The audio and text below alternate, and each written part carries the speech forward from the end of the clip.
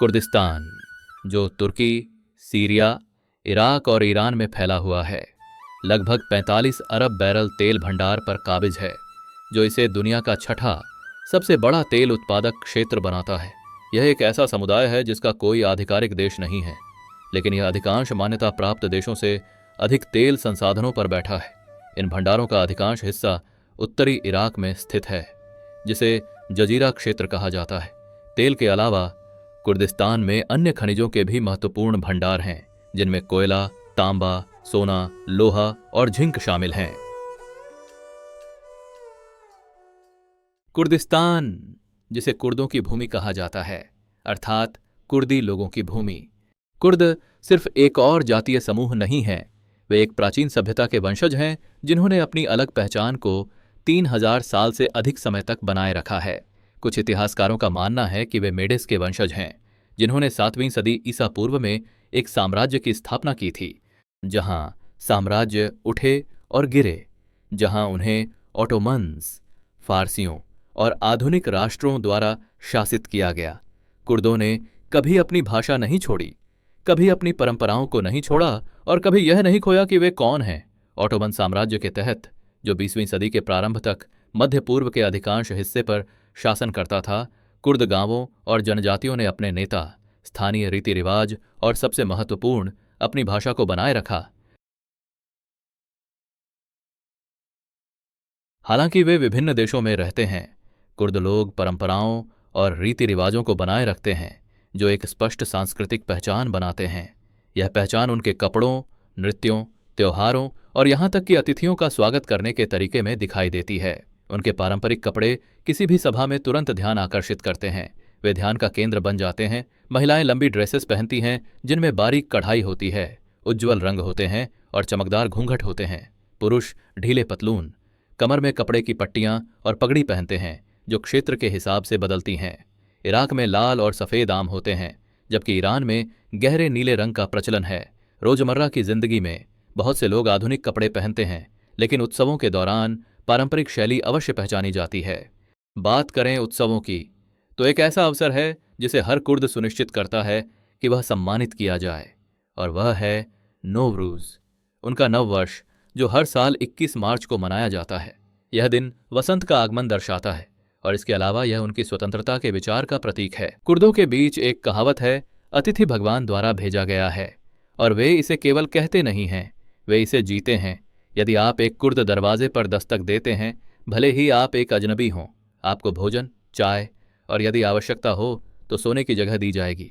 यह केवल शिष्टता नहीं है, यह एक पवित्र कर्तव्य है। क्या आप खुद इस प्रकार का स्वागत अनुभव करना चाहेंगे? टिप्पणियों में बस हाँ या नहीं लिखें।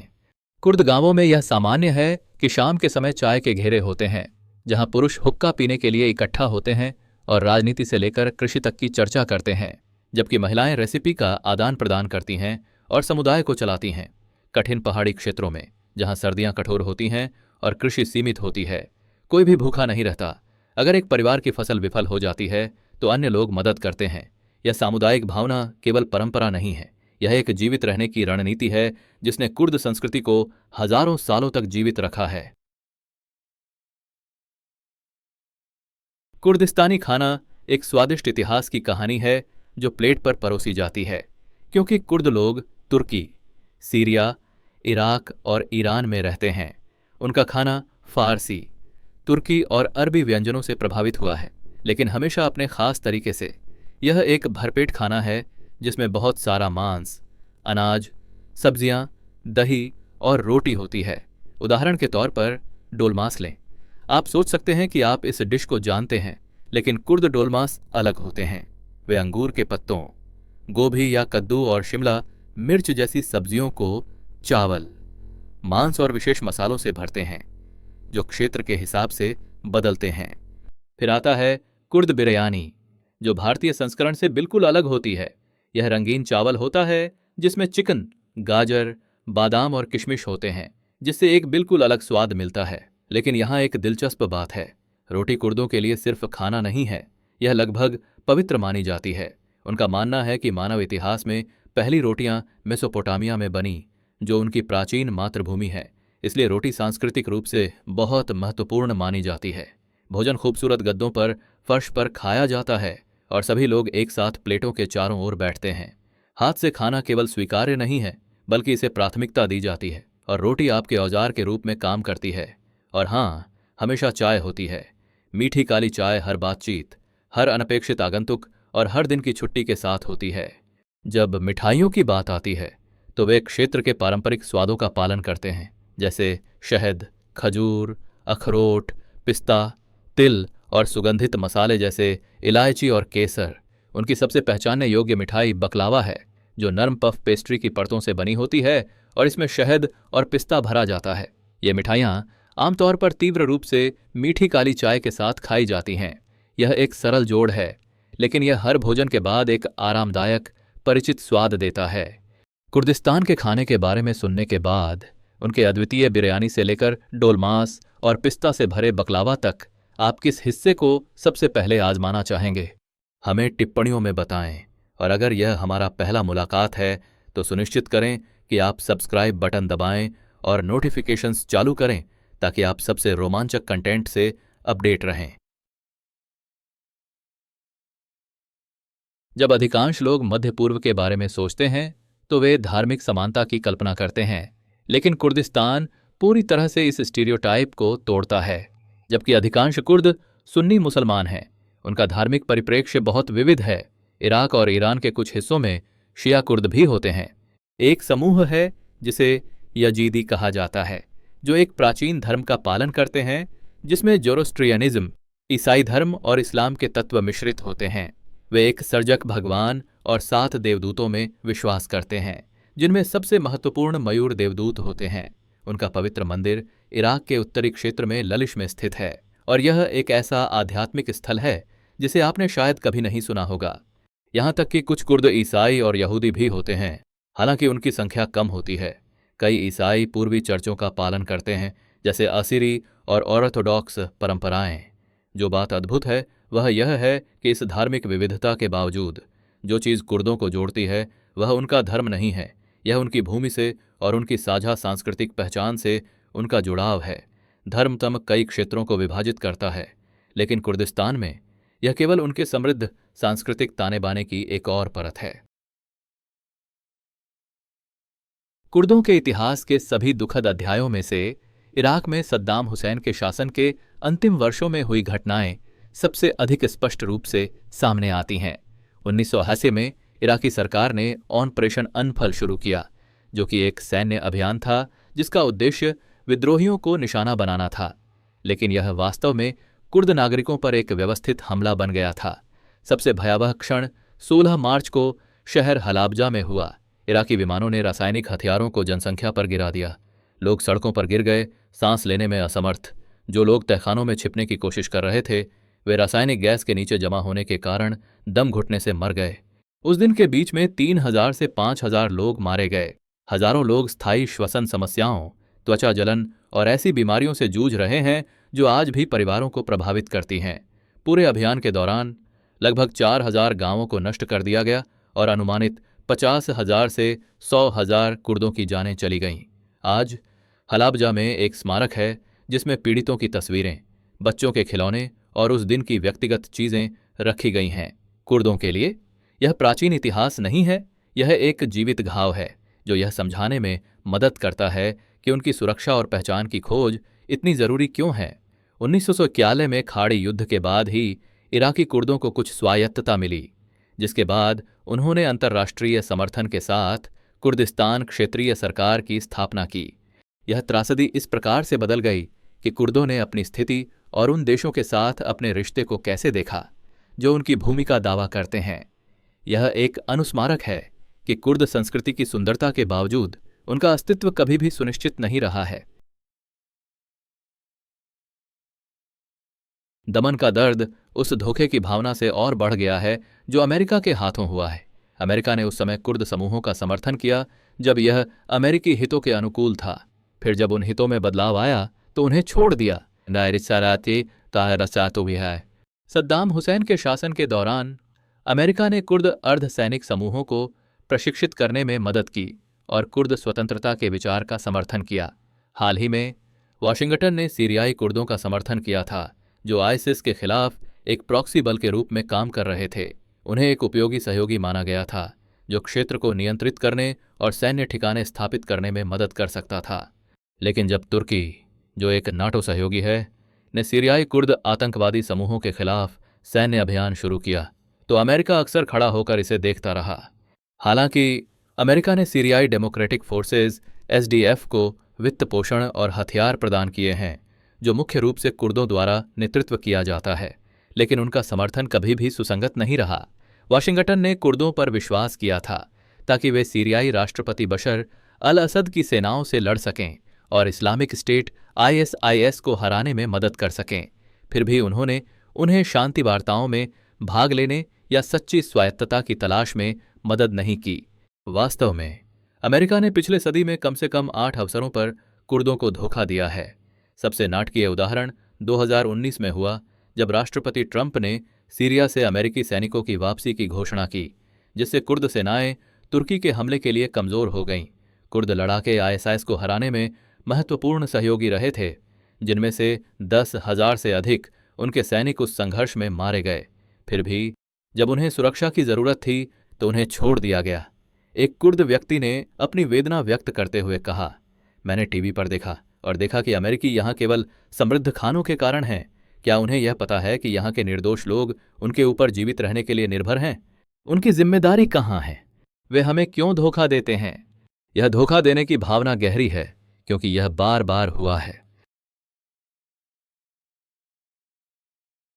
यदि आपको लगता है कि आप मुस्लिम बहुल क्षेत्रों में महिलाओं की भूमिका को समझते हैं तो कुर्द महिलाओं से मिलने के बाद आपका दृष्टिकोण पूरी तरह बदल जाएगा। कुर्दिस्तान के पारंपरिक ग्रामीण इलाकों, खासकर तुर्की और ईरान में अब भी पितृसत्तात्मक रिवाज मौजूद हैं। व्यवस्थित विवाह, निर्धारित लिंग भूमिकाएं और परिवारों का महिलाओं के चुनावों पर नियंत्रण। लेकिन कुर्दिस्तान के अन्य हिस्सों में, विशेष रूप से उत्तरी सीरिया और इराक में, महिलाओं ने अभूतपूर्व शक्ति और दृश्यता प्राप्त की है। सीरिया के स्वायत्त क्षेत्र रोजावा में उन्होंने सह नेतृत्व की एक प्रणाली लागू की है जहां शक्ति की हर स्थिति एक पुरुष और एक महिला के बीच साझा की जाती है। यह केवल प्रतीकात्मकता नहीं है, यह समाज के काम करने के तरीके का एक मौलिक पुनर्गठन है। फिर हैं YPJ महिला सुरक्षा इकाइयां। 2014 और 2015 में जब आईसिस बढ़ रहा था और कई सेनाएं पीछे हट रही थीं, इन कुर्द महिलाओं ने मोर्चे पर कदम रखा। उन्होंने यूनिफॉर्म पहने हुए, गलों में स्कार्फ बांधे और लंबी चोटी के साथ वे न सिर्फ कट्टरपंथियों के खिलाफ लड़ीं, बल्कि युद्ध में महिलाओं की भूमिकाओं को लेकर सदियों से चली आ रही धारणाओं को भी चुनौती दी। जबकि आईसिस आतंक फैलाता रहा, खासकर यजीदी महिलाओं के खिलाफ, महिलाओं ने प्रतिरोध का नेतृत्व किया। उनका नारा सब कुछ कहता है, जिन, जियान, आज़ादी, जिसका अर्थ है महिला, जीवन, स्वतंत्रता। ये सिर्फ सैनिक नहीं हैं, ये समाज को संगठित करने के एक बिल्कुल अलग तरीके के प्रतीक हैं, जहां महिलाओं की भागीदारी सिर्फ अनुमति प्राप्त नहीं है बल्कि यह आवश्यक है। यह वह बात है जिसे ज्यादातर लोग कुर्दिस्तान के बारे में नहीं समझते। कुर्द होना उस देश के हिसाब से बिल्कुल अलग अर्थ रखता है जिसमें आप रहते हैं, और ये अंतर्विभाजित लोगों की जटिल वास्तविकता को उजागर करते हैं। आइए इसे आपके लिए विस्तार से समझाते हैं। तुर्की में, जिसे वे उत्तरी कुर्दिस्तान कहते हैं, कुर्द 81 प्रांतों में से 13 में बहुसंख्यक हैं। सबसे बड़ा कुर्द शहर दियारबाकीर है, लेकिन यहाँ एक दुखद हिस्सा है। 2016 में तुर्की सरकार और कुर्द विद्रोहियों के बीच घातक झड़पों के परिणाम स्वरूप इस ऐतिहासिक शहर के बड़े हिस्से नष्ट हो गए थे।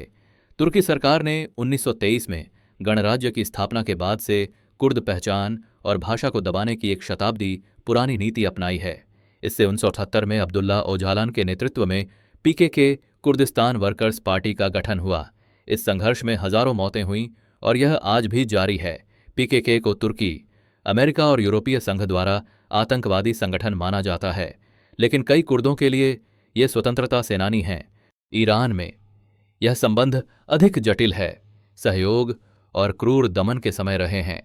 1946 में सोवियत समर्थन से कुर्दों ने वास्तव में ईरान के कुर्दिस्तान में एक संक्षिप्त समय के लिए महाबत की गणराज्य की स्थापना की थी। यह केवल 1 वर्ष तक चला, लेकिन इसने यह साबित किया कि कुर्दों का आत्मशासन संभव था।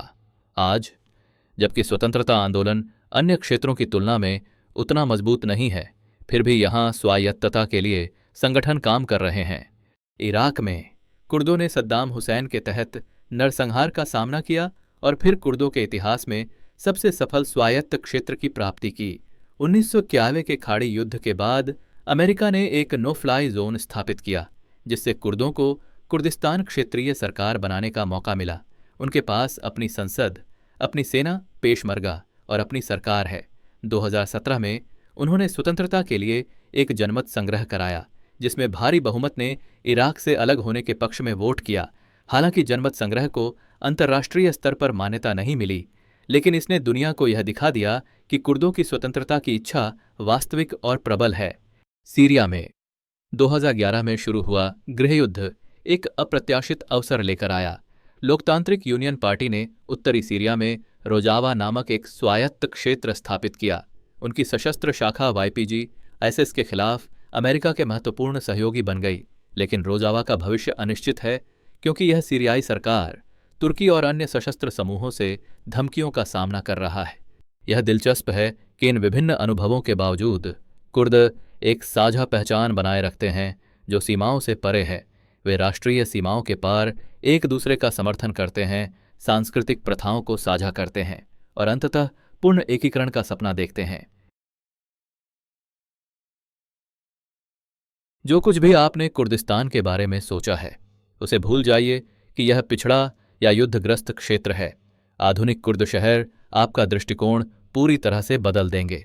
इरबिल, जो इराकी कुर्दिस्तान की राजधानी है, एक बढ़ता हुआ महानगर है जो साफ, सुरक्षित है और अद्भुत गति से विकसित हो रहा है। पर्यटक अक्सर इरबिल को क्षेत्र की खोज के लिए अपनी आधार भूमि के रूप में चुनते हैं, क्योंकि यहाँ आधुनिक सुविधाएं हैं और साथ ही प्रामाणिक कुर्द संस्कृति भी बरकरार है। यह शहर शॉपिंग मॉल, लग्जरी होटल, अंतर्राष्ट्रीय भोजन परोसने वाले रेस्तरां और पारंपरिक कुर्द व्यंजनों के साथ एक नाइट लाइफ प्रदान करता है जो देर रात तक सक्रिय रहती है।